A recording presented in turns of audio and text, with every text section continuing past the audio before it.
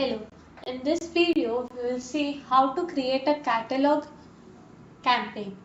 So enter campaign name, select campaign type, select your audience, select channel. Here message type will be pre-approved template. Select template from the drop down.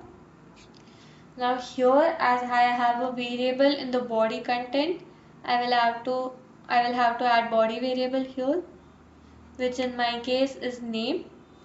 And here you will just have to add your thumbnail product retailer ID.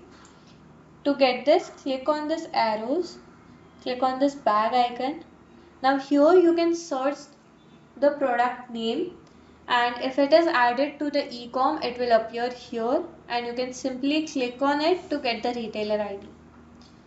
After you are done with this, click on next, save campaign and click on the rocket icon to trigger. Thank you.